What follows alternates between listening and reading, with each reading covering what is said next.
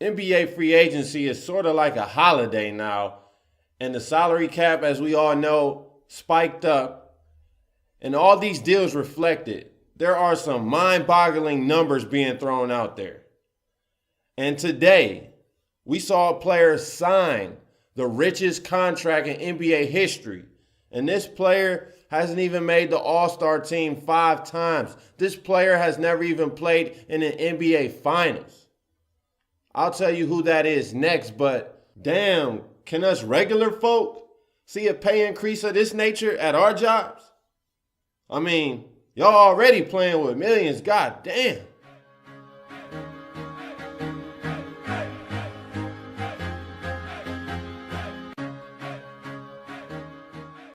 Welcome back to the Best Damn Sports Blog. Back again to talk NBA with you guys, specifically NBA free agency. Today is July 1st. The exact time is 8:17 p.m. Eastern Standard Time. I say that just in case new deals come in that aren't included in the podcast.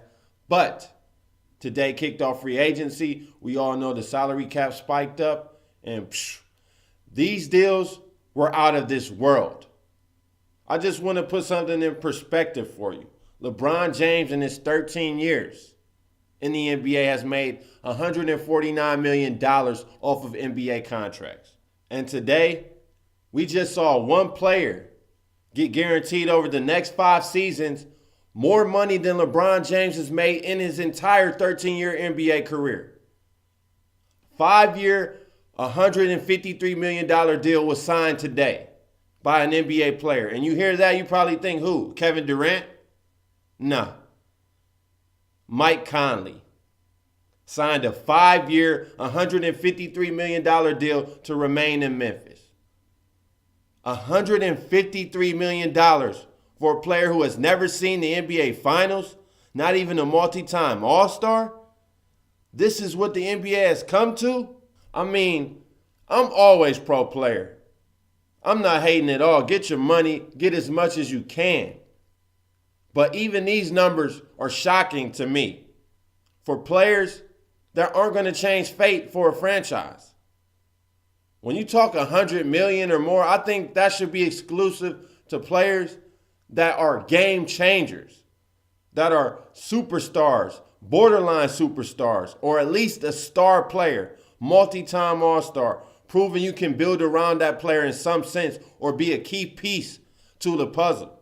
Now, let's just go through some of the deals that were made final today, starting with the players that re-signed with their old teams. Mike Conley, as I stated before, signed the richest NBA contract in history, 5 years, $153 million to stay with Memphis. DeMar DeRozan, 5 years, $139 million to stay with Toronto. Bradley Beal signed that same contract DeRozan did to stay in Washington. $139 million for Bradley Beal when you got John Wall making a whole lot less? I wonder how that's going to go over. Nicholas Batum, probably the most surprising out of this bunch, signed a 5-year, $120 million deal to stay with Charlotte.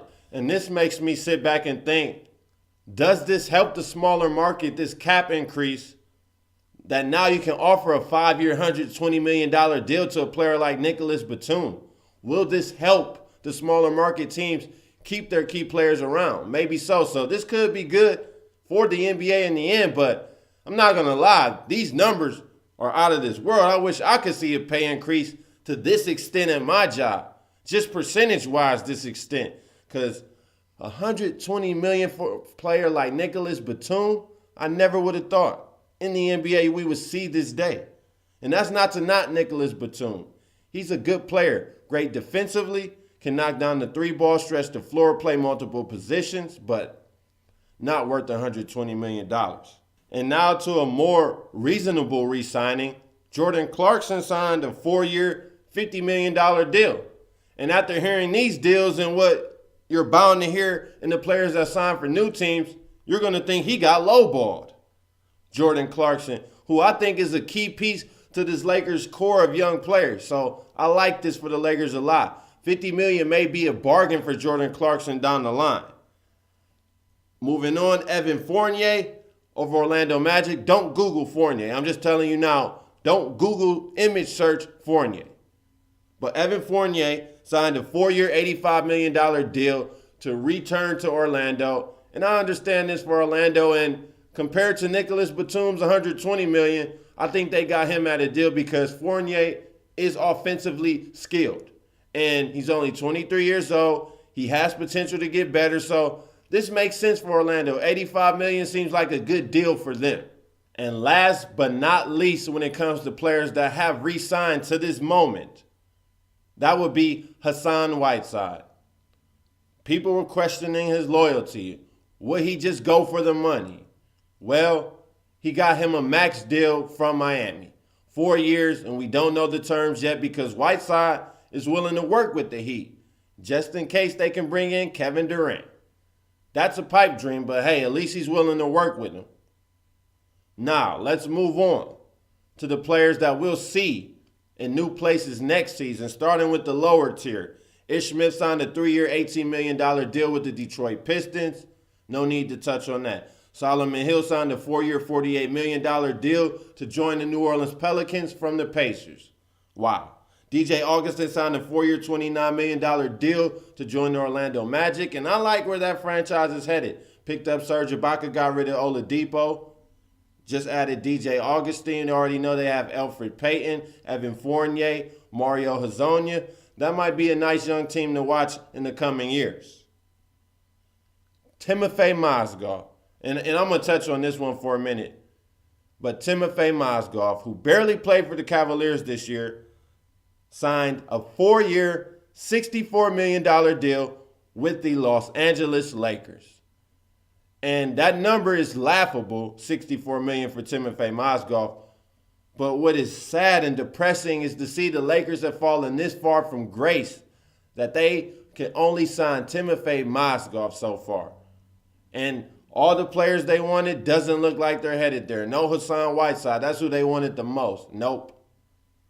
And now they're settling for Timofey Mozgov. Good addition for their team. They're a young core. His contract will be tradable, so I understand it for the Lakers. But, man, just when you thought the Lakers had a chance at a big star, they can't even get meetings with these players. Moving on, though. Matthew Dellavedova, Deli Trey, just signed a 4-year offer sheet with the Milwaukee Bucks worth $38 million. Now, Deli is a restricted free agent, so the Cavaliers have a right to match the Bucks' offer. But LeBron James tweeted and congratulated Matthew Dellavedova on his contract, so from the looks of that, I don't think the Cavaliers will be matching that contract at all. Moving on. Jeff Green just signed a 1-year deal for $15 million to join the Magic. Just touched on them. He will be a good addition for that team. Could they be a borderline playoff team in the East? Who knows? As I carry on, Jeremy Lin is headed back to New York, this time in Brooklyn. He just signed a 3-year, $36 million deal with the Nets, and we can tell that was motivated by the money because the Nets are trash. But I do understand this for the Nets. They can only go up, right? Like, they're on the floor, like, their franchise is just completely on the floor right now, so they can only go up. Jeremy Lin is a good player. They're also trying to tap into the Asian market, so this all makes sense for Brooklyn. Moving on to what I think is the best move in terms of basketball-wise for the player and the team is Al Jefferson. He signed a 3-year, $30 million deal with the Indiana Pacers. We know they acquired Jeff Teague to go with Paul George. Now you have Al Jefferson. Still have Miles Turner. I like this a lot. The Pacers could quietly be creeping up on Toronto for the second best team in the Eastern Conference. They're definitely going to be a playoff team next year if everyone stays healthy. And now Jefferson gives them a big inside presence who can score as well as defend. And then you got Miles Turner, who could be a starter, to put right back on the bench. I like this a lot for Indiana. Moving on to a deal that I scratch my head.